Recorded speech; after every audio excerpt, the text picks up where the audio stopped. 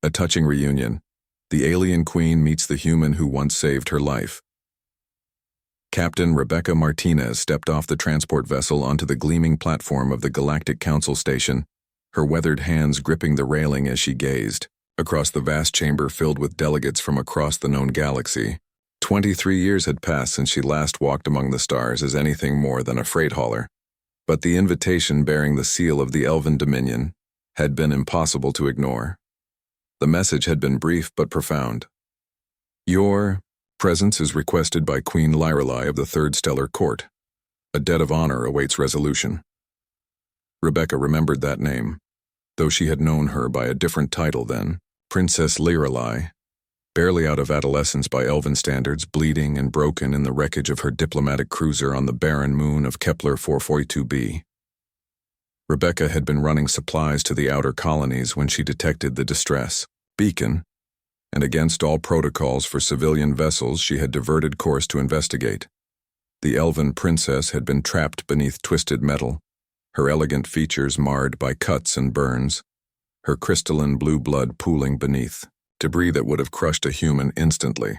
Rebecca had worked for 6 hours straight, with nothing but a plasma cutter and determination, extracting the wounded royal while asteroid pirates circled the wreckage like vultures. Human, the princess had whispered as Rebecca carried her to safety. I will not forget this kindness. Now, as Rebecca navigated the diplomatic corridors filled with beings of every conceivable shape and form, she wondered what had become of that frightened young woman. The answer came as she entered the Grand Assembly Hall, where a figure rose from the central dais with grace that seemed to bend reality itself. Queen Lyrelai had grown into her role magnificently. Her silver hair cascaded like liquid starlight, past shoulders draped in robes that shifted color with each movement. The scars Rebecca remembered were gone, replaced by intricate tattoos that marked her ascension to the throne. But her eyes remained the same piercing violet that had looked up at Rebecca with such gratitude all those years ago. Captain Martinez.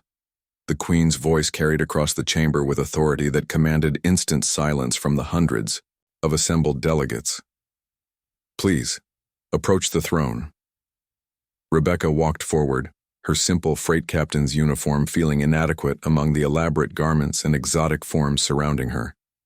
She had declined the formal attire offered by the council, preferring to meet this moment as herself rather than playing dress-up for politics.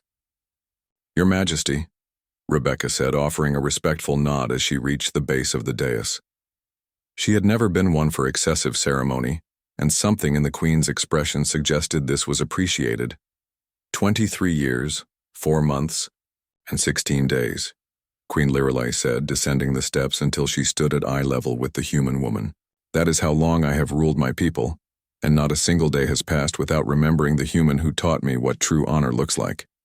The Queen gestured to the assembled delegates, representing dozens of species and stellar nations.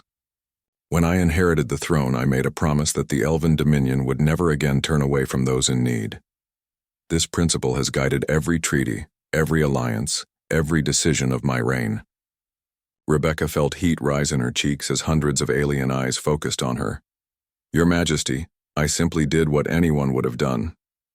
But that is precisely why you are wrong, Captain Martinez, Queen Lyrelai replied, her voice gentle but carrying, to every corner of the vast chamber.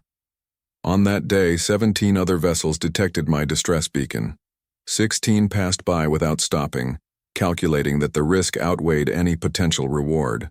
Only one human captain chose compassion over profit, honor over safety. The Queen turned to address the assembly. The Galactic Council has spent centuries debating the nature of heroism, courage, and moral obligation. We have written treaties and established laws, created complex frameworks for determining when intervention is justified. Yet here stands proof that sometimes the greatest wisdom lies in the simplest truth. When someone needs help, you help them.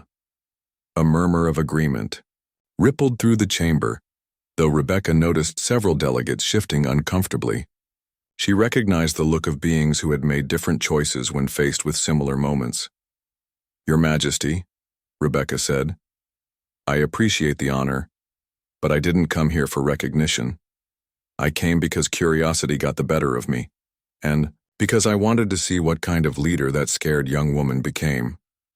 Queen Lyrelei smiled, and for a moment, Rebecca glimpsed the princess she had once been. She became the kind of leader who learned that power is meaningless without compassion, and that the strongest foundations of any civilization are built by ordinary people making extraordinary choices. The queen reached into her robes and withdrew, a small crystalline pendant that seemed to contain its own miniature star. This is the heart of Ethon, a relic of my house dating back 3,000 years. By tradition, it passes from ruler to ruler, but today I break that tradition. She placed the pendant in Rebecca's hands, the crystal warm against her palms. I give this to you, not as a ruler to a subject, but as one being to another who showed me that the measure of a person lies not in their species, their technology, or their power, but in their willingness to act when action is needed. Rebecca stared at the pendant, overwhelmed by its obvious significance. Your Majesty, I cannot accept something so precious to your people. You already have, Queen Lyrelei replied. The moment you chose to answer that distress beacon, you became part of our story. This merely makes it official. The queen stepped back and raised her voice to address the assembly once more.